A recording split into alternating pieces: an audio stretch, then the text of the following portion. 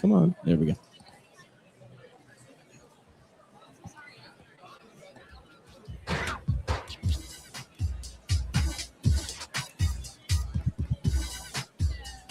Doing another live broadcast here from APTA's CSM in Anaheim, California. The CEO of World Physiotherapy.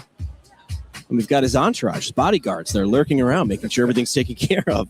Representing the profession across more than 120 countries and helping shape the future of physiotherapy worldwide. Joining us to share what's next for the profession on a global scale, please welcome Sidy J to the live stream. Sidy, welcome to the show. Thank you very much, Jimmy.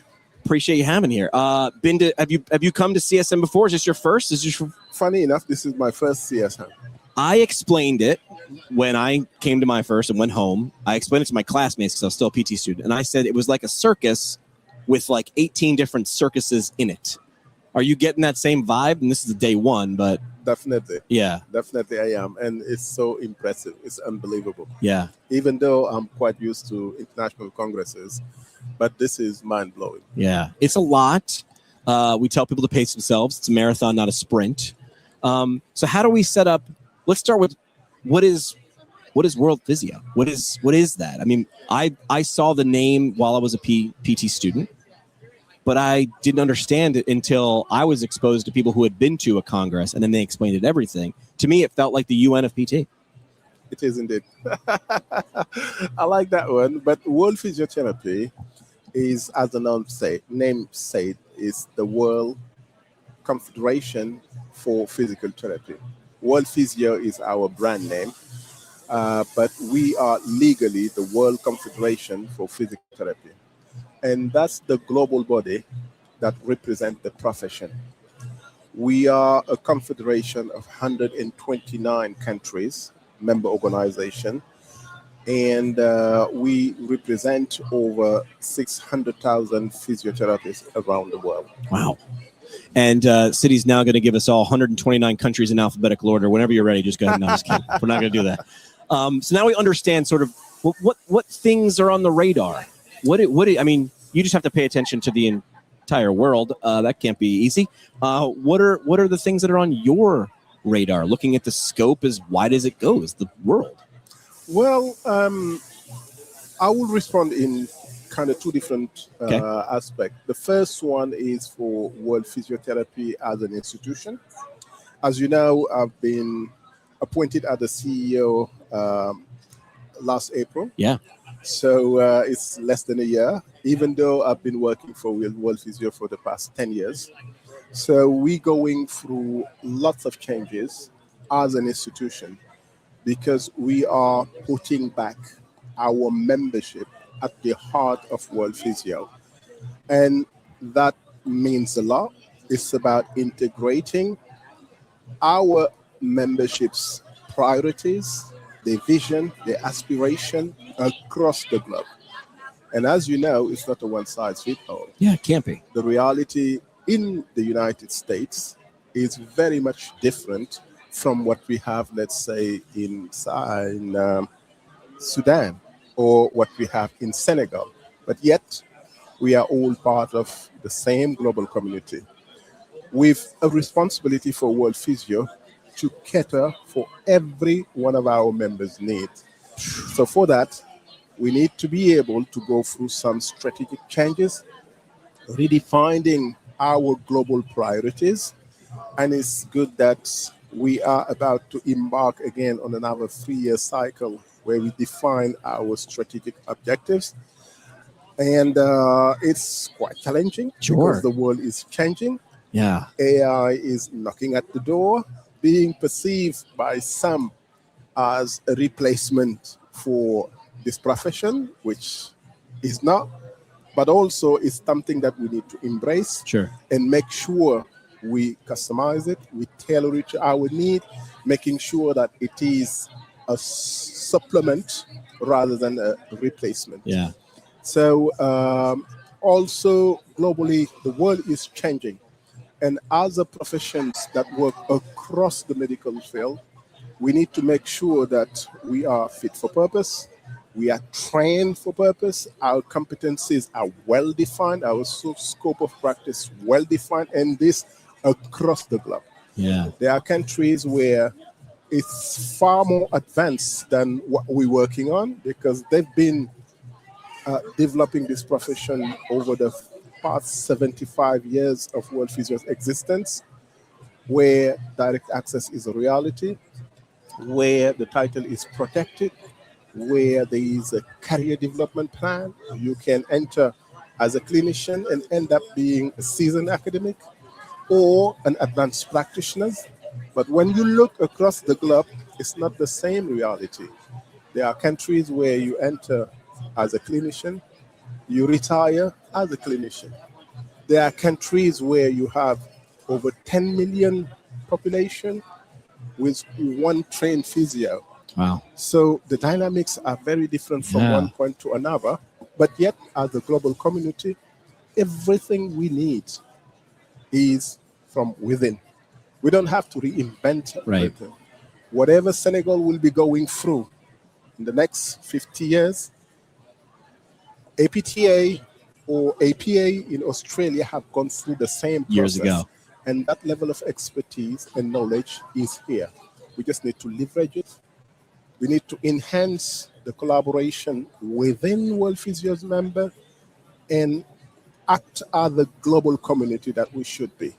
And if we do that, we will look at the same direction together and be able to progress together and turn this institution is what the founding members who sat together in 1951, that vision they have, will be able to make it real. I'm ready to go. You got me hyped up. That's the hype reel. That's what I need to hear. You mentioned AI, workforce shortages as well, and changes in healthcare delivery. What should clinicians focus on to stay relevant in the next 5 to 10 years? And you mentioned there a second ago in terms of AI is, well, first understand what it is, what it can do, what it can't do, and then where you fit, I imagine. And I think the starting point is the education, because to be a physio with or without AI, you need to be properly trained. You need to get the set of competence that a professional needs to have to be a physio. AI is a tool. It's something that invited itself in our world and we got to deal with. Yeah. It can make our life much easier, access to information, processing huge amount of data, doing some of the critical kind of thinking piece on not the actual skills that we have, but in the management of the system in itself. So it has to be contained, it has to be controlled. The problem is not AI, in my view. It's the use we as human and professional we will have of AI. Yeah. I don't see a world where AI will replace the physician, the clinician. Right. I would see a world where the clinician is able to pull out from AI, utilize AI as the fundamental tool to be able to deliver the services he was trained to do. Because at the end of the day, our primary role is to deliver those services. Any tools now we can use to improve that service delivery is welcome. Yeah. We just need to regulate it, understand it, turn it into something that is trustworthy. Because nature, by nature, doesn't entertain vacuum. Right. In the absence of regulation, it will self-regulate itself at your disadvantage. Right. In the absence of proactive decisions, you will have later on, when you realize that you missed that opportunity, to deal with what it has created and turn it into what it should have been. And we should not make that mistake. Now we have the opportunity to put the legal framework that comes with it, to redefine our use, to make it trustworthy and usable across the board. And that's where our challenge is. And we should not be lured into thinking that AI is a competitor. No, it's not. It's definitely not. Now, what will make it good or bad is the use we will have of it. And that lies in our hands. I got to ask you this. 129 member organizations. When you're going to go in and do work, I imagine you've got to understand culture and language and history long before the first meeting. And that's simple, but that can't be easy. Well, that's the challenge we have as global leaders. Yeah. Because today it's about togetherness. It's about being together. Because we are the architects in some way of our own challenges and our own failures.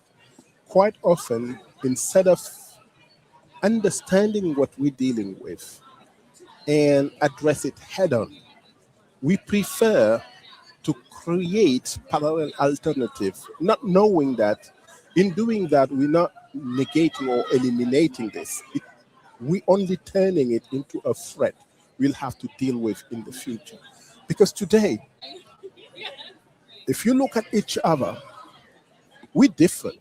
We're different from a cultural point of view. We're different from many angles or many ways we as humans has adapted in how we differentiate each other. But we here sharing one passion, one profession, one vision. And we can choose to focus on what we have in common or what we have in difference. Right.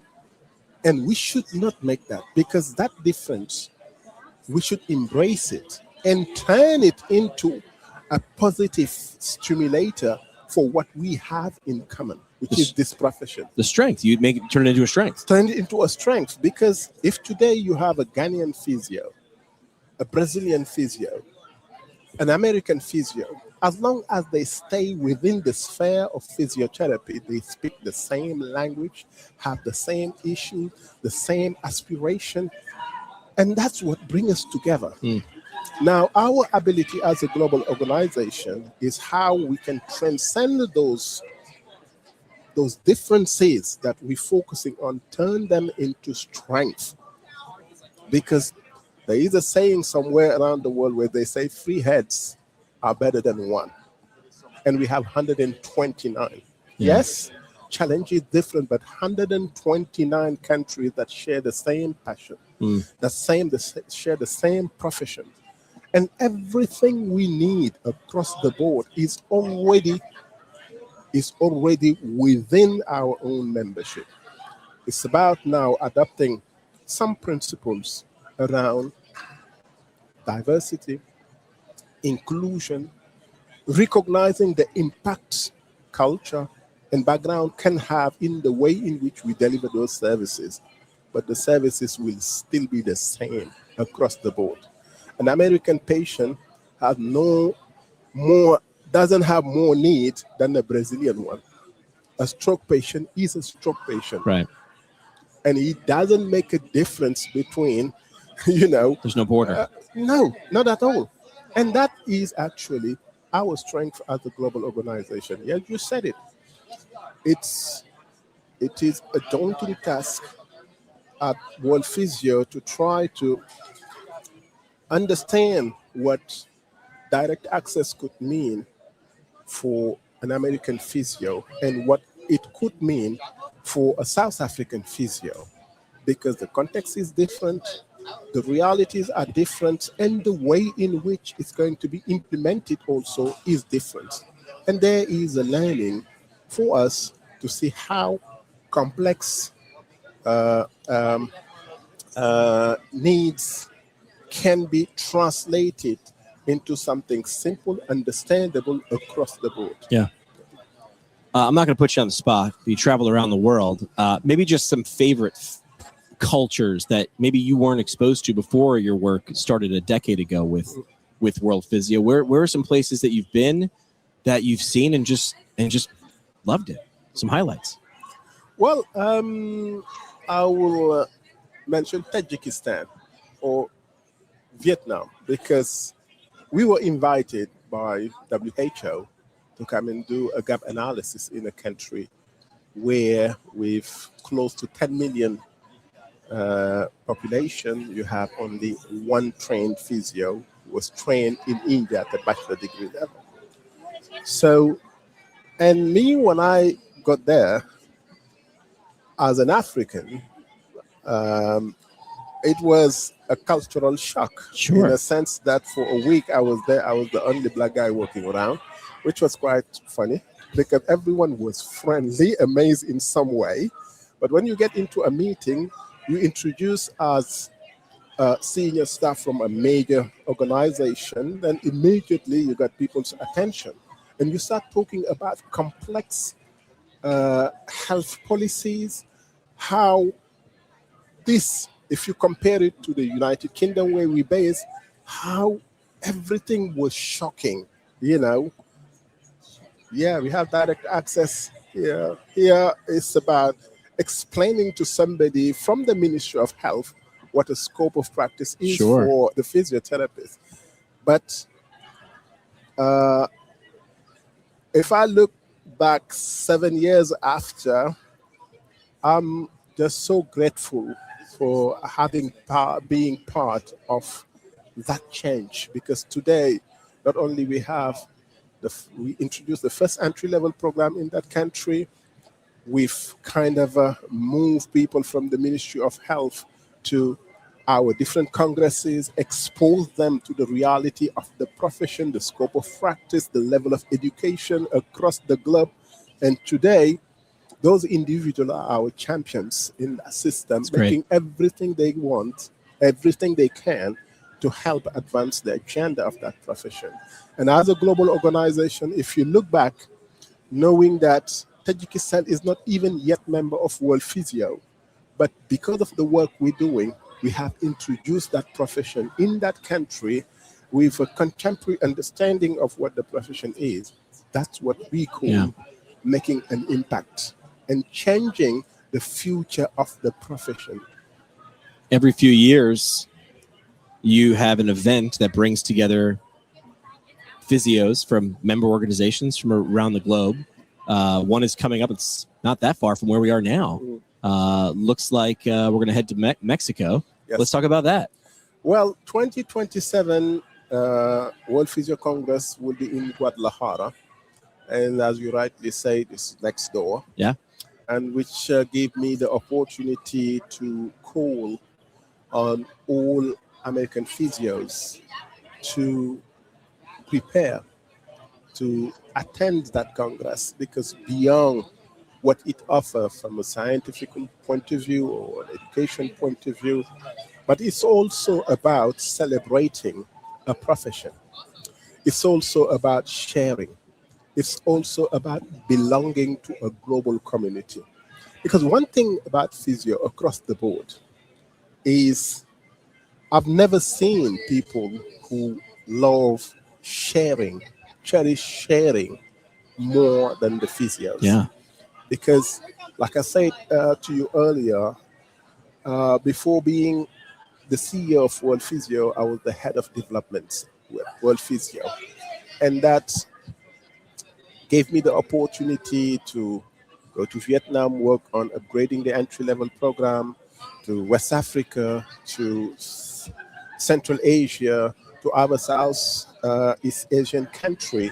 So that gives you like a global kind of view of what's happening in the profession. But everywhere we go, when other profession, they will have to mobilize a lot of resources to develop teaching materials, to kind of assert something. For us, it always started at the voluntary level.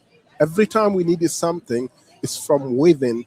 We will find individuals that will be ready to jump on the next flight to go and support the development of their profession in another country. And that's remarkable. That's fabulous. And that's what characterizes physios across the board. Yeah. Now, obviously, the state of the profession in Mexico or in South America is very different from what we have in the United States. But as a global profession, how good are we? If everything works in one country and in the neighboring country, we still have a lot to do. And that's the message that I'm carrying. It's not about, yes, going to a scientific event where you can network. It's about support. It's about togetherness. And it's about building on the future of our profession, which is our own future. You got something a little different. I'll explain what I know and you correct me. But if someone's going to present on a topic at World Physio, they have to have somebody from other member organizations. They have to have some people from other countries with them. So it can't just be a presentation of all Americans or people from France. Is that close? And why? Not exactly, because for Focus Symposium, for example, it's a partnership. You can have Jimmy from the United States, somebody else from another country. They come together around one specific topics. Now, when it comes to abstracts and other sessions, you as an American, come in and present your own abstract. Somebody else can do that. But we at World Physio, we try to make sure that in the program, in the making of program, we enabling connections. We encouraging people to come together from different horizons to come and work together. And that's why a Congress Program Committee has been put together. It is led by Dr. Judy Dutch, who is American. But in that committee, we have representatives from all the 5 regions of World Physio, from highly developed countries, from low and middle income countries. We got academic clinicians, we got seasoned practitioners, and early career physios. We're trying to bring everyone together to get that global perspective. Right. And that's the same method that is being used for each one of these sessions. Yeah. So in one topic, you're going to have multicultural views. Definitely. In one presentation. So Definitely. one won't dominate. Yeah. So I love how you bake that into the programming to make sure that's never separated out in that event. Yeah, because it's about collaboration. Sure. It's about sharing knowledge. It's about also being together. It's about breaking those fictive barriers that we have. We're coming together as a global community. We're coming together demonstrating what diversity and inclusion means for World Physio. In living example. Exactly. And the simple fact that we are moving from one continent to another, from one country to another every 2 years tells you about how important that togetherness is for us. Yeah. And if you look at World Physio as a global body, we scattered around the world, and it's from the United States. I live in south of France. Some are in Germany. Some others are in Kuala Lumpur, because that's the global community we are together. And today, technology has allowed us to do a lot more than we could have done probably a few years back. It's wild. All right, last thing we do, Sidy, is on the it's called the parting shot. So what's a sentiment, a thought, a quote, something you would want to leave the global audience of physio to think about? Well, before that, if you allow me, I would like to just to say a few words about one major activities we're having this year, which is the celebration of our 75 years anniversary. It's not a small feat. And today we have just opened a call for nomination for our member organization, and they will be responsible for nominating 75 physiotherapists that have marked their time from 1951 to today. We call them the 75 noteworthy physios. So we will this year celebrate those who have contributed in this fantastic journey of World Physiotherapy that started in 1951 to today. Now, to come back to your saying, it's just like as an African, if you're asking me to tell you about one saying, I'm like, one is just a bit too small. I mean, if you ask me to give you 20, I would be very happy. But what I would say is just, this belongs to us. World Physio is not my property. It's for all of us physios around the world. And when you're managing something that belongs to everyone, there is a saying that says, do not do it alone, do not understand it alone, and do not make it alone. No, sorry, do not do it alone, do not own it alone. And why is that important? Because if we share that together, and everything I do on the name of the institution is something that I talk to you about, we discuss it, we do it together. So it stops being one person's business and become our business. And in being our business, because of the contributions of it, 3 heads is smarter than 1 head. We will do it smartly. We will own it. And once we own it, we will sustain it. Because if today I want to remove your beautiful bow tie, you will do everything in your power to keep it on your neck because it belongs to you. Let's make sure that World Physio is not our own property. Yeah. It belongs to all of us. And if it belongs to all of us, we will all contribute and work towards sustaining it. And the best way to sustaining it is to make it fit for purpose so that our members will always cherish it, will always feel like this is something they need and this is something worth protecting. Love it. We'll share the link in the notes that go along with this episode for the 75, as well as the Congress coming up in Guadalajara next year. Appreciate the time. Thank you for coming here and being part of this with us. Much appreciated. Thank you for having me, Jimmy. It was a pleasure. Thank you.